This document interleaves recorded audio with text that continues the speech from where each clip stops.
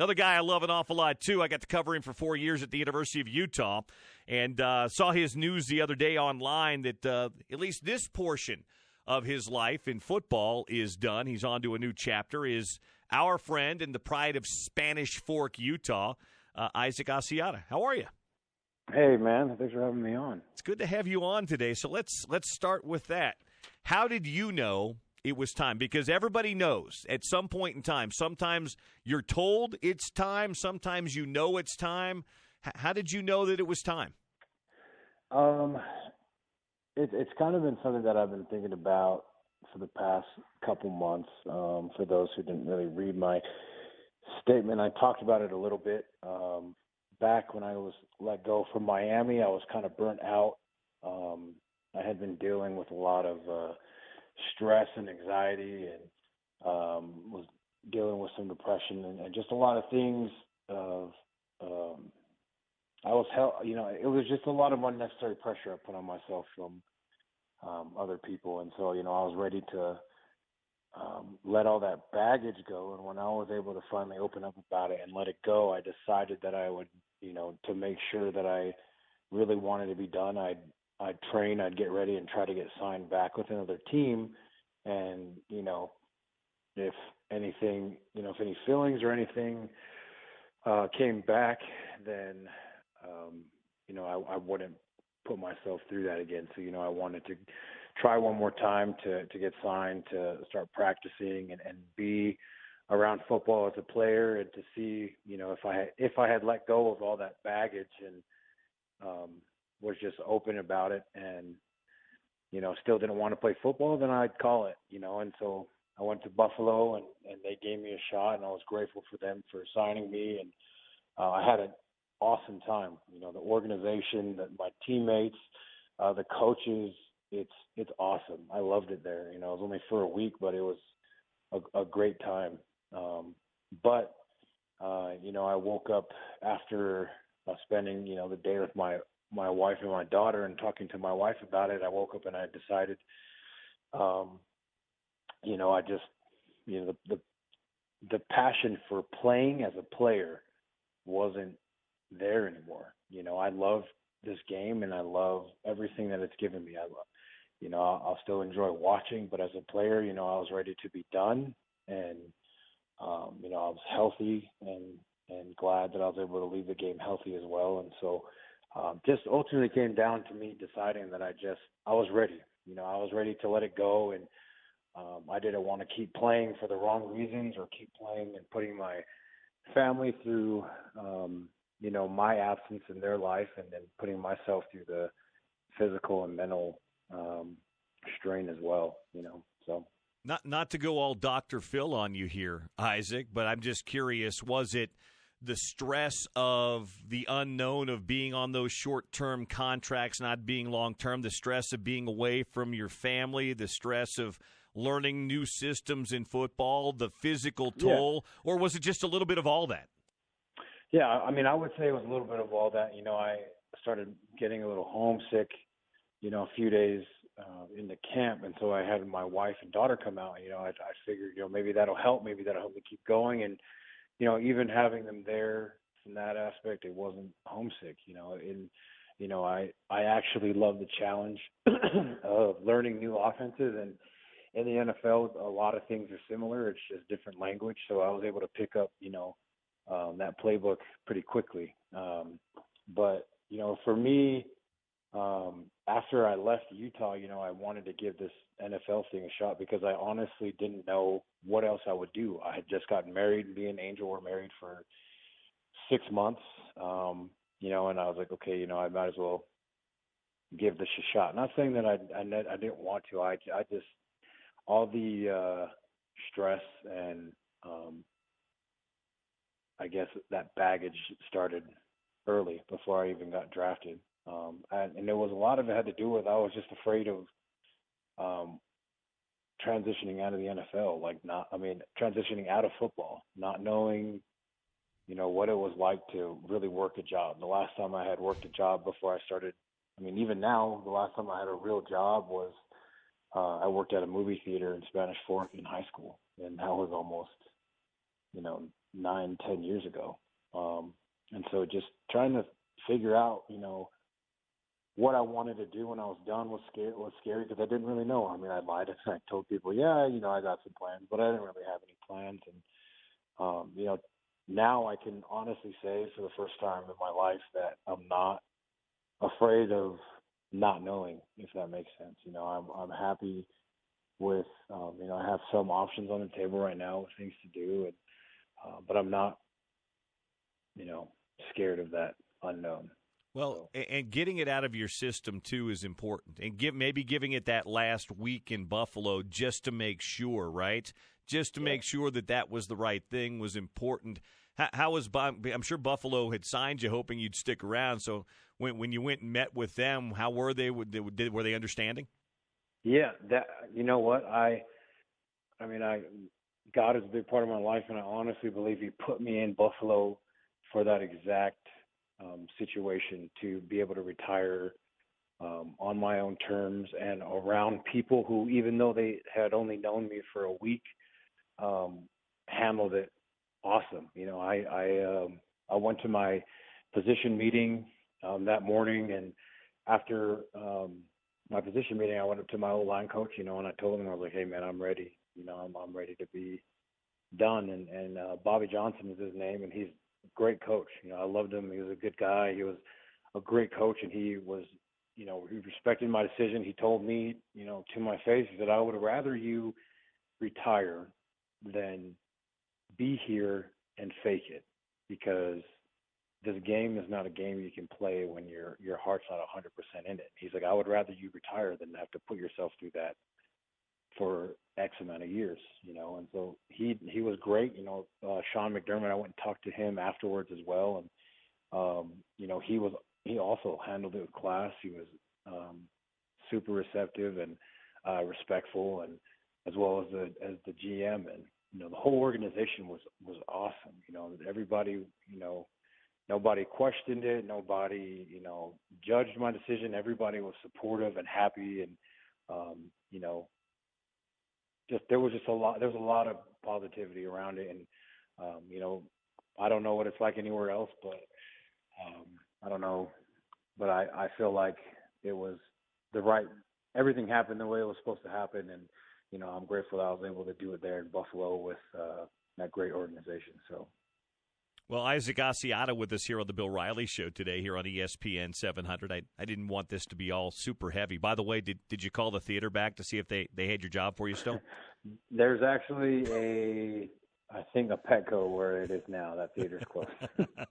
Well, you're going to have to look elsewhere then. We're talking to Isaac Asiata on the program here on ESPN 700. It's funny.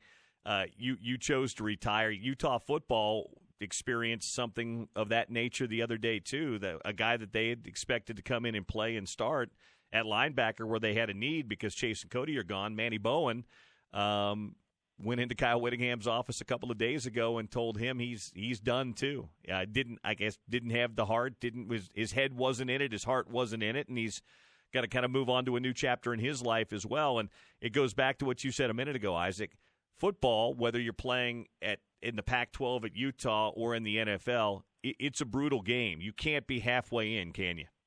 No, you can't. And I know that there's a lot of guys that I've talked to that they're halfway in, and I've seen it. I witnessed it firsthand myself, but I've seen other guys, and I see what it does to them. Especially mentally. And, I know that Manny. He made that decision, and people might be upset with him, but at the end of the day, he has to do what's best for him. And if what's best for him, he thinks is to, go and take a business opportunity and be done playing, I support him 100% because, at the end of the day, football's great, but it's, Coach Witt was actually the one who told me this. He tells the football team, everybody, it's all the time, but football is such a short period of your life. And you don't really realize it. Like, my body physically, I feel so old just because of how beat up I am. But I'm not even 30 yet. And sometimes I forget that because I was old as a young player. A lot of the guys my age in the NFL were, in their 6th, 7th year, and I was in year 3, at the same age. And so, there's still so much life in you. I'm excited for him because, that's not easy. I mean, I hope, because I don't know, but I hope that when he made that decision, he did so knowing all the outcomes and weighed his options and truly did that um, for himself, because that's a decision that you can only make for yourself and not for anybody else. And, I know it might be a hit to the program, so that's obviously tough, but, those are that's something that I know Coach Scally and the defense will be able to figure out here in training camp. So, yeah, there's good dudes in that program, and a young kid like Devin Lloyd is going to get a chance now to step in and play just a little bit. We're talking to former Ute and former pro football player Isaac Asiata here on the Bill Riley Show today. On the football side of things, I wanted to ask you a little bit about Utah. They're trying to figure out the offensive line a little bit. They've got 3 guys back. Darren Paula, who you played with his freshman year, is the only real experienced guy with a lot of starts under his belt. But a guy like Nick Ford played a bunch last year. Orlando Umana played a bunch last year. And they've got some other guys. You know Jim Harding very well, and I know that you just absolutely love Coach Harding and respect the heck out of him. Do you feel like there's talent in that program, Isaac, and that Coach Harding's going to be able to figure this thing out before the opener? Yeah, I've been around throughout this year during their off season, just working out with the team and just kind of hanging out with the whole line room. And there's some talented guys, and just because they're not named guys or guys that people read off a stat sheet or read off a roster, they know nothing about them, doesn't mean that they're not talented. I watch them work. I see the way that they are in the meeting room, and, lucky for them, they have one of the, in my opinion, the best offensive line coach in college football. So I know that he'll get and demand the most out of them. And, by the time that week 1 comes around, the starting 5 guys who are in there, I'm 100% confident that those are the best guys that they had in the room, and that those are the guys who will be able to play game 1. And, I think there will be some competition to see who's going to fill some roles. And Coach Harding knows and can spot that talent with his eye. So I'm excited to see. I'm probably going to go to practice this afternoon, actually, and see how they're looking, but I'm excited for them and to actually be around for some games. So what's he doing now when we're not privy to go to practice? They've kind of shut us out of practice. We get to talk to him afterwards, but what's he doing? If he knows who like 2 or 3 of his guys are, is he getting a lot of guys? Is he looking at a lot of different combinations right now? Is he zeroed in on some things? What's the process going into day 2 and 3 of camp when you know you've got some but not all of your pieces? Give us an idea. Kind of walk us in there and what the thought process is right now with Jim Harding. Yeah, I mean, I can't speak for him, but I can only speak from my own experience of spending, 3 some years with that guy, and what he did with us, especially back in 2014 when he first got there, was, he basically comes in and tells guys, like there's guys like Darren, there's guys like Orlando and Nick Ford, but the whole room knows, and he tells everybody this in the room, that every spot is open. And just because you are a starter in the past, you're a senior, captain, that doesn't matter to him. He will play the best 5 combination that he can, and that will be there. So I know that, as camp goes on, or especially early, he'll probably be shuffling the deck a little bit, trying to figure out, what guys can play both guard positions, what guys can play center guard, what guys can play tackle guard, what guys can play both tackle. I know he's probably got an idea from spring ball, but I know that especially here in training camp that he'll be able to,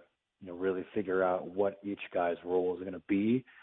And then I feel like midway through camp, toward the end of camp, is that time where, he's kind of set. He has his starting 5, and then he'll have his backups ready to rotate if he needs to. But I know he likes to have the starting 5 at least get some time in during camp and then toward the end of camp to work together to get that chemistry, So that's just kind of from my experience what he's done. I figure it'll be something similar, but I do know that he likes to let everybody know that just because you started before or just because you're an older guy or whatever, it doesn't mean you're the clear-cut starter. And everybody has to work. I had to work every year because he reminded us that all the time. I had guys like Lecca, and